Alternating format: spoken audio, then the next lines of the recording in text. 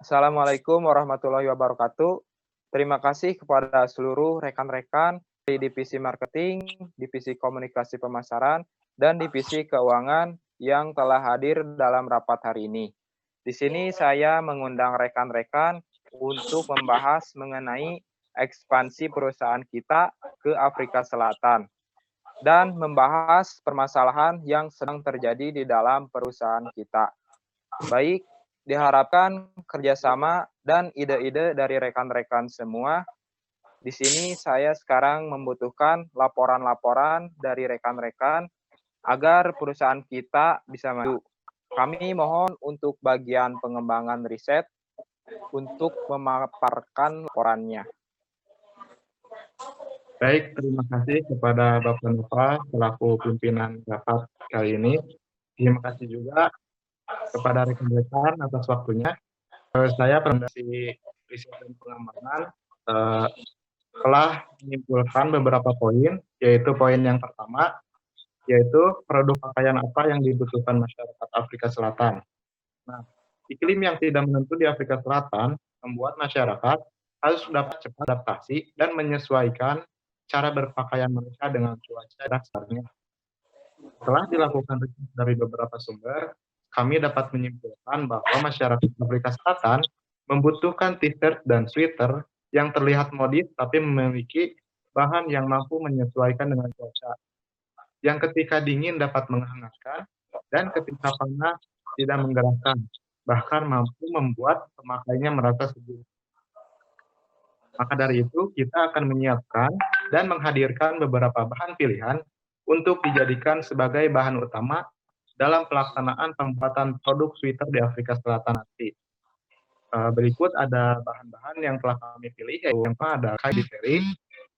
Jenis kain ini memiliki permukaan yang lembut, tebal, agak berbulu, dan ada lipatan serat kecil di salah satu sisinya. Bagiannya bertekstur lembut seperti selimut. Bahan ini memiliki daya serap yang cukup tinggi karena terbuat dari katun.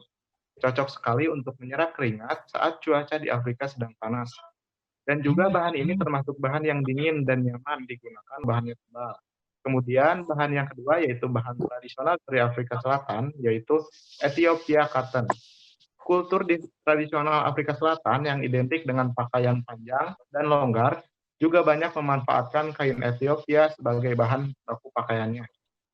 Sebab itulah kain ini sering disebut sebagai kain terkenal yang ideal untuk kultur di Afrika Selatan. Dan ini juga memiliki banyak kelebihan, antara lain yaitu tidak panas untuk digunakan sehari-hari, nyaman dipakai, dan terasa adem jika bersentuhan dengan kulit. Kuat dan tahan lama, dan harganya yang relatif terjangkau.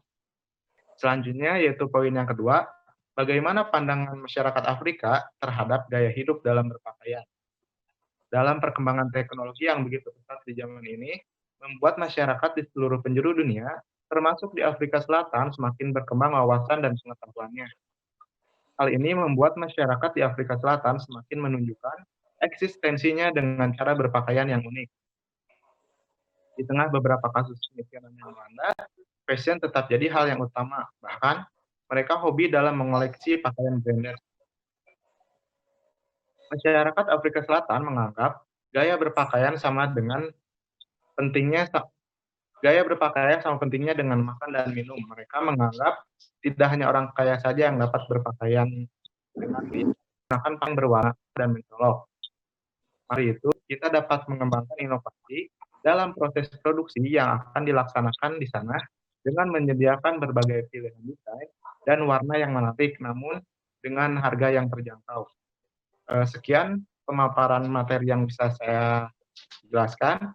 Kemudian akan dilanjutkan oleh rekan saya, Egy Ramadhani. Terima kasih Bapak Arwin telah memaparkan hasil risetnya. Dan sekarang giliran saya untuk memaparkan hasil riset yang saya cari. Pertama, metode yang perlu dilakukan dalam melakukan distribusi ke daerah Afrika Selatan bisa dilakukan dengan ekspansi yang lancar, terutama kultur yang dihadirkan mirip dengan di Indonesia maupun di Australia. Afrika Selatan sekarang terus berbenah menjadi negara yang disegani di benua Afrika. Utamanya di sana mereka memiliki sebuah kultur yang bagus serta orang-orang dari berbagai ras turut ikut serta tinggal di sana. Karena daerah mereka yang notabene sudah menjadi perkotaan besar, maka dalam melakukan ekspansi sebuah produk tidak akan terjadinya kendala. Afrika Selatan sendiri berpotensi untuk menjadi alternatif sumber pendapatan ekspor ketika pasar tradisional sedang lesu atau memberikan pajak yang tinggi terhadap ekspor Indonesia. Kawasan tersebut memiliki pertumbuhan ekonomi yang lebih besar dan relatif stabil di tengah perang dagang ini. Saat ini negara Afrika Selatan cenderung memproteksi pasar domestik dan pelengkap ekonomi yang cukup rendah, sehingga banyak produk yang bila dikerjasama memiliki pesaing langsung. Untuk kategori tipe gaya yang cocok di kultur mereka, kebetulan banyak orang di sana menyukai warna pop dan memiliki karakteristik. Selain itu, di Afrika Selatan sangat berpotensi perdagangan komoditas dan kompetitif. Untuk itu, kita melakukan ekspansi di 3 ibu kota besar di Afrika Selatan. Pertama di ibu kota Bloemfontein, kedua di Pretoria, dan Cape Town. Tentu kita melakukan ekspansi dengan cara membuka toko maupun melakukan kerjasama dengan toko-toko kecil lainnya, yang tentunya bisa membuat kelancaran dalam perdagangan. Selain itu, saya ada masukan bagaimana kalau kita mengategorikan 3 target pasar. Yang pertama terhadap anak-anak seperti pakaian sebagai tambahan distribusi. Target kedua kalangan generasi Z dan milenial, di sini mereka menjadi target utama pasar kita. Lalu ketiga target kita untuk boomer, kebetulan Uniqlo nyaman dipakai dan memiliki bahan yang tipis. Tetap cukup untuk membuat hangat, cocok digunakan bersantai maupun bergaya, tidak terlalu norak dan good looking juga. Selanjutnya untuk divisi komunikasi, silakan. Ya, terima kasih kami dari divisi marketing. Nah, kita mau import barang Uniqlo nih dari Jepang ke Afrika Selatan karena sekarang Afrika sebagai tujuan perdagangan ekonomi dan investasi perkembangan negara-negara sub-Sahara Afrika yang mengalami perkembangan pesat mulai dekade Goan. Susul dengan demokratis penanggung Afrika yang dulu memiliki stigma negatif sebagai wilayah yang penyakit, perang saudara, dan kelaparan, bertransformasi menjadi wilayah dengan perkembangan ekonomi yang pesat sehingga sudah saatnya perusahaan kita memasuki negara Afrika Selatan. Dan kita memiliki brand ambassador Janmit dengan ciri khas teori Afrika kulit hitam dan dia memainkan film The Karate Kid, menjadikan kita promosi produk kita tidak susah. Dan brand ambassador perempuannya kita memiliki Miss Universe Zuzibini Tunzi, pemenang juara pertama Miss Universe yang sudah pastinya terkenal. Ya, sama rekan saya Elza. Terima kasih Resti atas penjelasannya. Di sini saya akan menjelaskan bagaimana cara promosi produk Uniqlo ini. Yang pertama yaitu bekerja sama dengan bernama ini itu mempunyai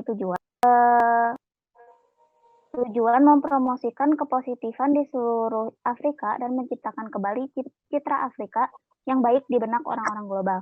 Karena banyak orang-orang global yang berspekulasi bahwa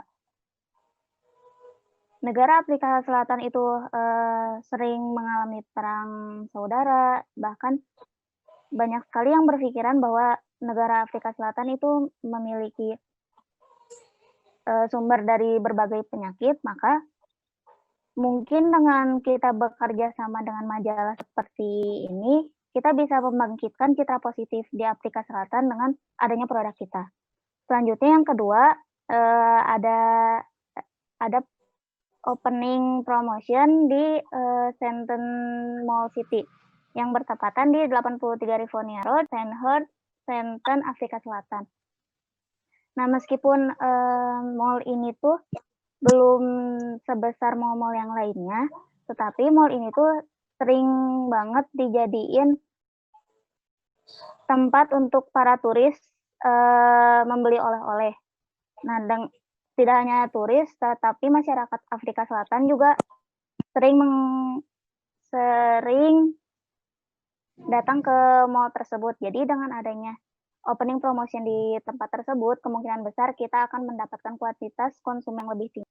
Terima kasih atas waktunya. Selanjutnya akan dijelaskan mengenai divisi.